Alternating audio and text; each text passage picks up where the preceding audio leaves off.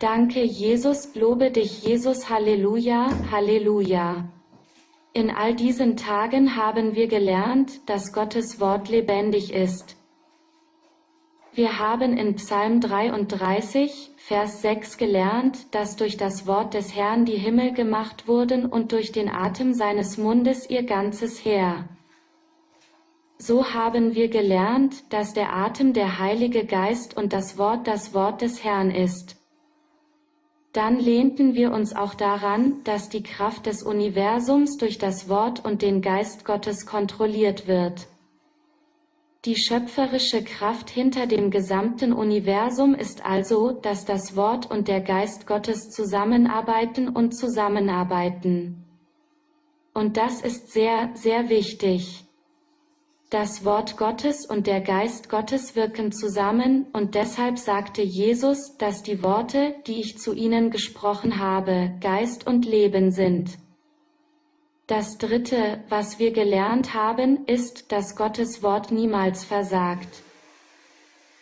In Jesaja 55, Vers 11 heißt es, so soll mein Wort sein, das aus meinem Mund hervorgeht, es wird nicht leer oder unwirksam zu mir zurückkehren, ohne das zu erreichen, was ich wünsche, und ohne Erfolg in der Sache zu haben, für die ich es gesandt habe. Wieder lernten wir in Hebräer 4, Vers 12, dass das Wort Gottes lebendig und aktiv und schärfer ist als jedes zweischneidige Schwert und durchdringend in Bezug auf die Trennung von Seele und Geist, von Gelenken und Mark und in der Lage, die Gedanken und Absichten zu beurteilen des Herzens. Nun ist dies alles die Kraft des Wortes Gottes mit dem Geist Gottes. Das ist von Gottes Seite. Lassen Sie uns jetzt von unserer Seite sehen. Das Wort Gottes wird erst wirksam, wenn ich den Kreislauf über diese Wahrheit abschließe. Die Art und Weise, wie ich antworte, wird also entscheiden. Halleluja! Deshalb haben wir 1 Thessalonicher 2, Vers 13 gelernt.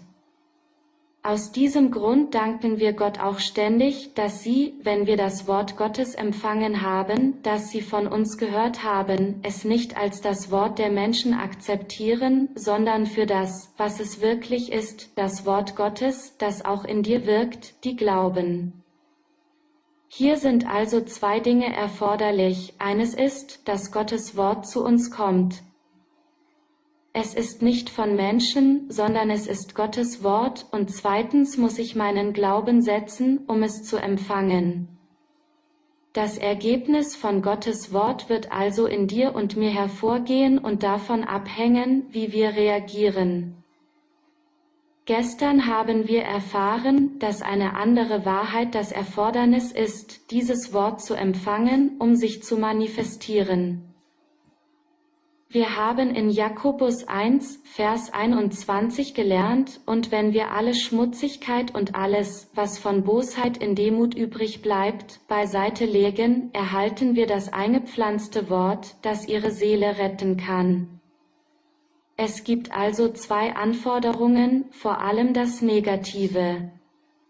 Wir müssen Schmutz und Bosheit von unserer Seite beiseite legen, und zweitens können wir jetzt, da wir unser Leben gereinigt haben, nicht an Sünde, Rebellion oder einer der bösen Eigenschaften in unserem Leben festhalten. Jetzt müssen wir dieses Wort mit Demut empfangen, und das ist eine sehr wichtige Voraussetzung. So dreckig raus, das Wort mit Demut und mit Korrektur zu empfangen, das heißt mit lehrbarem Geist. Mit Liebe ein Täter des Wortes sein. Das eingepflanzte Wort wird deine Seele retten können. Heute wirst du lernen, dass Gott nach Schülern sucht. Heute wirst du lernen, dass Gott nach Schülern sucht. Und Gott wählt seine Schüler basierend auf seinen Anforderungen aus. Es gibt also Demut und ehrfürchtige Angst. In den Psalmen 25, Vers 8 und 9 sowie 12 und 14 ist der Herr gut und aufrichtig, deshalb weist er die Sünder auf dem Weg an, führt die Demütigen in Gerechtigkeit und lehrt die Demütigen seinen Weg. Wer ist der Mann, der den Herrn fürchtet, er wird ihn unterweisen, wie er wählen soll. Das Geheimnis des Herrn ist für diejenigen, die ihn fürchten, und er wird sie über seinen Bund informieren. Diese Schriftstellen sprechen über die wichtige Anforderung, die Charakteranforderung einer Person. Wie bereite ich mich darauf vor, dass Gott mir seinen Weg lehrt und mir seinen Bund verständlich macht? Das Erste, was er sagt, ist, dass du demütig sein musst. Das ist noch nicht alles, gefolgt von Angst. Welcher Angst?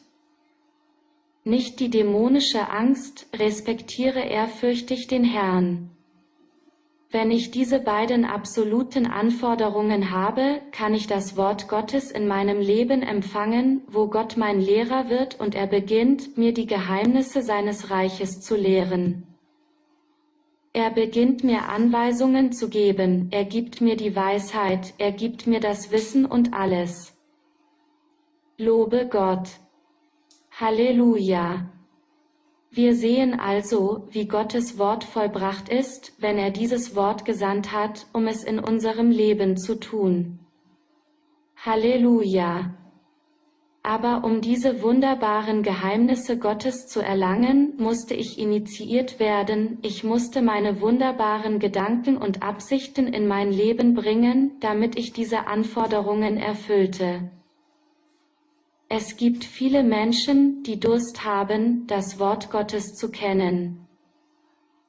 Sie besuchen Bibelschulen, Seminare und verschiedene Institutionen.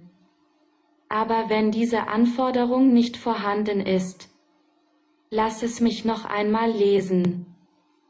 In den Psalmen 25, Vers 8 und 9 heißt es, dass der Herr gut und aufrecht ist, deshalb weist er die Sünder in den Weg. Er führt die Demütigen in Gerechtigkeit und lehrt die Demütigen seine Wege. Wir brauchen also Gottes Führung, wir brauchen seine Unterweisung, wir brauchen seine Lehre. Wer ist der Mann, der den Herrn fürchtet, er wird ihn unterweisen, wie er wählen soll. Das Geheimnis des Herrn ist für diejenigen, die ihn fürchten, und er wird sie über seinen Bund informieren. Wenn ich Kopfwissen habe, werde ich niemals vom Herrn akzeptiert, wenn ich ein Schüler von Kopfwissen bin. Warum? Weil ich seine Charakteranforderung nicht erfüllt habe, und was ist das? Demütig zu sein und ehrfürchtige Angst und Respekt vor Gott zu haben. Heute Morgen möchte Gott uns herausfordern und uns eine Frage stellen. Bin ich bereit, diese erforderliche Haltung gegenüber Gottes Wort einzunehmen, wo ich dem Wort die höchste Priorität gebe? Ich respektiere das Wort, und wenn ich demütig und ehrfürchtig in meiner Annäherung an Gott und an sein Wort bin, ist der Herr bereit, mich zu lehren? Wir müssen also nicht nur demütig sein, sondern auch den Herrn fürchten, und wenn dies geschieht, werden sie in die Schule des Heiligen Geistes aufgenommen. Heute Morgen haben wir das Wort Gottes gehört. Jetzt wird das Wort Gottes gegeben, die Botschaft wird gegeben, die Bedeutung wird erklärt. Was nun meine Antwort auf diese Botschaft sein wird, die Erklärung, die erklärt wurde, wird meine Mission sein. Wenn Sie also eine Person sind, die diesen Wunsch gemacht hat und bereit sind, diese Verpflichtung gegenüber Gott einzugehen, bin ich bereit, demütig, lehrreich bereit zu sein, Korrekturen vorzunehmen, bereit, treu zu sein, respektiere dein Wort und gib die höchste Priorität. Dann besiegele diesen Wunsch, diese Verpflichtung und lassen Sie uns ein Gebet machen. Herr Jesus, ich liebe dich, ich danke dir und ich preise dich. Du bist mein Herr, du bist mein Gott. Herr, ich möchte dein Schüler sein. Herr, ich möchte dein Schüler sein. Ich möchte, dass dein Wort in mich eingepflanzt wird. Und ich möchte, dass dein Wort alles erreicht, was du in mir tun willst. Von diesem Moment an verneige ich mich vor dir in Demut und Ehrfurcht und empfange dein lebendiges, aktives Wort in den Tiefen meines Geistes. Herr, von nun an wandle ich durch deine Gnade und durch meinen Glauben im Glauben und nicht in meinen Augen. Und ich bin bereit, mich voll und ganz dafür einzusetzen, mich deinem Wort zu unterwerfen. Und während ich dies tue, wirkt dein eingepflanztes Wort kraftvoll in meinem Leben und bringt die Manifestation deiner Herrlichkeit hervor. Ich danke Ihnen, dass Sie mein Gebet im Namen Jesu beantwortet haben. Amen und Amen. Erklären Sie jetzt kühn, dass Herr Jesus, ich bin Ihr Jünger und Sie mein Lehrer, und ich habe in Ihrer Schule den Heiligen Geist aufgenommen, und der Heilige Geist ist mein Führer und mein Lehrer, und er gibt mir alle Geheimnisse des Reiches Gottes. Erklären Sie jetzt kühn, dass Herr Jesus, ich bin Ihr Jünger und Sie mein Lehrer, und ich habe in Ihrer Schule den Heiligen Geist aufgenommen, und der Heilige Geist ist mein Führer und mein Lehrer, und er gibt mir alle Geheimnisse des Reiches Gottes. Ich bin gesalbt, die Stimme Gottes, des guten Hirten, zu hören, und ich bin sein Schaf, und ich folge meinem Herrn alle Tage meines Lebens. In Jesus' Name Amen und Amen und Amen.